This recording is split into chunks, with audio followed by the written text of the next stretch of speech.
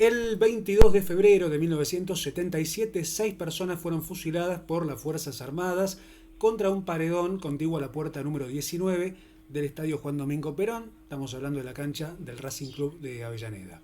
La identidad de las víctimas y dónde se encuentran sus restos, todavía hoy, casi 50 años después, es una incógnita, nadie lo sabe, pero esto es lo que da lugar, el leitmotiv del documental Los Fusilados de Racing, dirigido por Rodolfo Petris, que se está por estrenar en el cine de Gaumont próximamente, ¿no? ¿Es así, Rodolfo? Buenas tardes. Buenas tardes, Gustavo. Bueno, muchas gracias por llamarme. Así es, el documental, que es un poco el reflejo de la investigación que desarrollé durante 5 años, investigando acerca de qué fue lo que sucedió esa noche del 22 de febrero junto a la cancha de Racing. Se va a estrenar el próximo domingo 16 de noviembre a las 20 horas en el cine Gaumont. Bien. Febrero del 77 es tal vez uno de los peores momentos, porque viste, la dictadura tiene podemos dividirla entre lo que fue antes y después del 78, del 80, cuando había, digamos, una época más dura de represión y después una época en la cual el mismo proceso iba como buscando una apertura. Año 77, la peor época. Pero esto vos te diste cuenta, te enteraste, mejor dicho, recién en el año 2016. Es decir, esto estuvo 40 años oculto. Claro, este hecho tuvo esa particularidad. En la zona de Avellaneda, donde fue este fusilamiento, hubo varios fusilamientos de este estilo, ¿no? Con este modus operandi. Sacaban detenidos desaparecidos del centro clandestino de detención y los fusilaban en algún paredón, ¿no? De la zona de Avellaneda, Sarandí, Lomas de Zamora, bueno, muchos lugares. Y después decían que había sido un enfrentamiento. En el caso de que pasó en la cancha de Racing, justamente no tuvo en su momento ningún tipo de comunicación en periódicos y quedó solamente en la memoria de los vecinos que se habían enterado de esto. Había quedado por fuera del radar de lo que son todos los juicios de lesa humanidad y organismos de derechos humanos que investigaron este tipo de sucesos.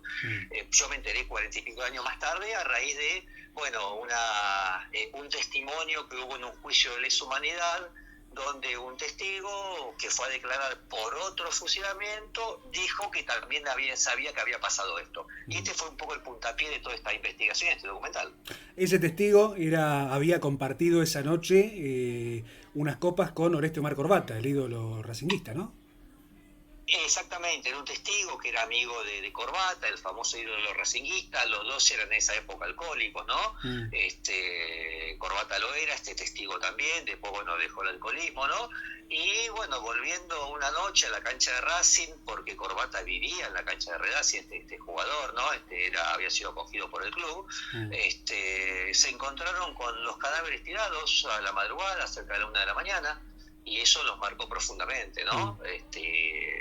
Los marcó profundamente, bueno, y después este testigo guardó eso durante toda su vida, durante 40 años, hasta que lo puso en conocimiento en uno de los juicios. Sí, fíjate lo que tiene que haber sido, que aún en un estado etílico es algo lo suficientemente fuerte como para hacerlo reaccionar, como para que se den cuenta que lo que había no era algo normal. Sí, por supuesto, más bien dentro un poco de lo que era un poco todo el clima de opresión y de terror que había en esos años. Bueno, por supuesto que les llamó mucho la atención eso, ¿no? Incluso inmediatamente se dieron cuenta que algo raro había ahí, y la primera reacción que tuvieron fue: vámonos de acá rápido, a ver si nos tirotean a nosotros también. Claro, un poco lo que dijeron Corbata y él, ¿no? Y se refugieron en el club. ¿La identidad de estas personas todavía no se ha logrado establecer? Digo, No de se los logró fusilados. establecer todavía. El documental tenía como leitmotiv la investigación intentar ponerle nombre a las personas, ¿no? Lamentablemente no se pudo hacer. No se pudo hacer, bueno, porque por distintas circunstancias que se cuentan en el documental, ¿no? Yo entrevisté a mucha gente, hablé mucho con Pablo Yonto, me entrevisté con el equipo de antropología forense, estuve en la Comisión Provincial por la Memoria en La Plata, en el Archivo Provincial por la Memoria, bueno, con muchísima gente, ¿no? Hablando acerca de este tema. Y bueno, un poco ahí se narra en el documental las circunstancias del hecho y el por qué quizás no llegara a la identificación. Pablo Yonto es, además de periodista, es abogado interviene siempre o la mayoría de las veces, en causas de derechos humanos. Es un profesional que ha hecho de esta cuestión de los crímenes por lesa humanidad prácticamente la razón que justifica que es abogado, y él te patrocinó porque vos te constituiste como querellante en una causa. Exactamente, bueno, como bien decís, Pablo Yonto dedicó su vida a trabajar en pos de memoria, verdad y justicia, representando muchísimas causas en juicio de lesa humanidad. Creo que son más de 300 las que tiene ya, ¿no? Si no me dijo mal. Y me ofreció ser el representarme a la hora de presentar la querella, que es un poco el recorrido en el que terminó la investigación y el documental, ¿no? Al darme cuenta que por mi cuenta no podía investigar más sobre el tema, me parecía importante que la justicia, que tenía esto fuera de su ámbito de investigación, tomase un poco la posta. Y ahí intenté determinar justamente lo que veníamos hablando, quiénes fueron estas personas. En los años 70 se había puesto de moda una frase que la gente la decía, tal vez digamos como para quedar a salvo con su conciencia, que era el por algo será. Es decir, por algo será que lo fusilaron, por algo será que no lo vieron más en su lugar el lugar que frecuentaba siempre y demás. ¿Vos te encontraste a lo largo de la investigación que hiciste con gente que se haya amparado en ese por algo será para evitar dar información, o notás que hubo tal vez buena fe de aquellos que por alguna razón no te dieron información? Mira, yo creo, en general, todo el mundo, ninguno me mencionó esas palabras, ninguno me mencionó ese tipo de testimonio. En general, la gente me brindó la información que yo creo que tenía, excepto alguna persona que estuvo relacionada con todo lo que fue el aparato policial de esa época, ¿no? En donde, si bien me brindó información, no estoy seguro si me brindó toda la información que tenía. Esa es la verdad, ¿no? Estoy hablando específicamente de gente que estuvo al menos ligada a lo que es la policía de la provincia de Buenos Aires. En cuanto a todo lo que son los demás testigos que tuvieron conocimiento del hecho, me contaron lo que yo creo que me contaron genuinamente lo que sabían. Sí, algunos tuvieron resquemores de hablar a cámara, ¿no?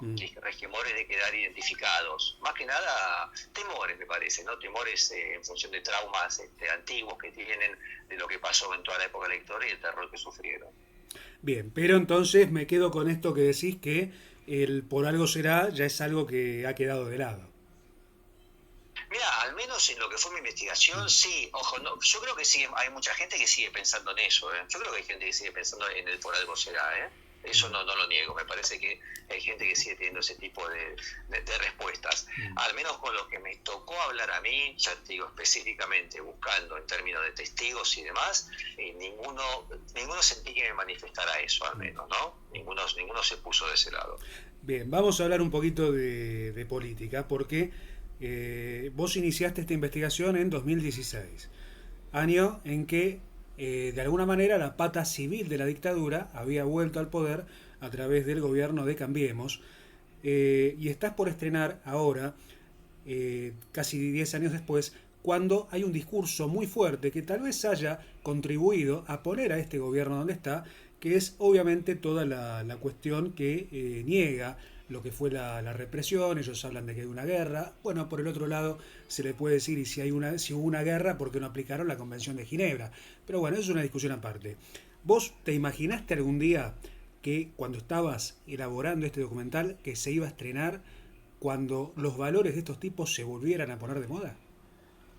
La verdad, sinceramente, no, de ninguna manera. No se me pasó nunca por la cabeza que tengamos este contexto en donde ya no solo se niegan los crímenes de dictadura, sino que se los reivindica directamente, ¿no? La verdad que no, sinceramente me tomó por sorpresa, como mucha gente, me parece también, ¿no? Que este tipo de discurso, o al menos personas que sostienen este tipo de discurso sean los que están gobernando. No, realmente no me lo imaginaba, no. Uno siempre, bueno, por supuesto siempre hubo etapas quizás de mayor reconocimiento, reivindicación o conmemoración de lo que fueron los crímenes de dictadura, y etapas menores, ¿no? Pero no directamente una reivindicación como la que estamos teniendo. Claro, Pero esto a tal punto es así que hoy en día no solamente que tenemos una vicepresidenta que los reivindica, pero además hizo ella, construyó su carrera política en base a esa reivindicación y negación, sino que además, tanto que hablan de adoctrinamiento, son ellos los primeros en adoctrinar, porque hoy en día tenés gente joven que no ha leído, que no ha vivido y que ha comprado ese discurso que, más allá, digamos, de la posición de cada uno, hay cosas que son innegables, que es que se ha matado a gente por posiciones políticas. Sí, eso es lamentable, es verdad lo que estás diciendo vos, ¿no? Cómo se va imponiendo a través de distintos mecanismos, indudablemente, ¿no? A través de discursos de odio, de discursos conservadores, de figuras políticas que reivindican nuevamente o que defienden lo que sucedió durante la dictadura, y también, por supuesto, eso digamos que se establece o hace suelo firme muchas veces en personas que tienen desconocimiento de lo que pasó realmente también, ¿no? Digamos que eso también es probado o se puede llevar adelante por un desconocimiento histórico de lo que sucedió también. Pero bueno, me parece que hay que entrar nuevamente en la disputa y hay que entrar nuevamente en dar a conocer a las generaciones nuevas y venideras qué fue lo que realmente pasó en la dictadura. ¿No? Por eso también a mí me parece importante hacer este documental, para seguir trabajando sobre la memoria, para seguir trabajando sobre lo que fueron el genocidio de esos años y para que las generaciones nuevas tomen conciencia realmente y al menos contraponer los hechos como sucedieron frente a este discurso me parece a mí, de confusión que hay actualmente. Bien, Rodolfo, para cerrar, los últimos minutos son para que des el mensaje que gustes dar. Mira, el mensaje que me gustaría dar es que llamo a la gente, a la población, que se acerque a ver la película. Que se acerque a ver la película un poco, no solamente por los méritos cinematográficos que pueda tener o no, sino nuevamente para poder seguir recobrando hechos que sucedieron durante la dictadura, que seguir o al menos tomar conocimiento de este tipo de sucesos que son desconocidos, que nos hablan de que quizás hay un montón de sucesos que sucedieron durante la dictadura y que aún no se conocen, lo cual nos puede ayudar en alguna medida a echar luz sobre esos años y ponernos de acuerdo como sociedad nuevamente o intentar generar un consenso nuevamente como sociedad de que hay hechos del pasado que no tienen que repetirse y que tienen que ser condenados y sancionados. Bien, Rodolfo, gracias por estos minutos de radio. Así pasaba Rodolfo Petriz, director de Los Fusilados de Racing, de próximo estreno en el cine Gomón.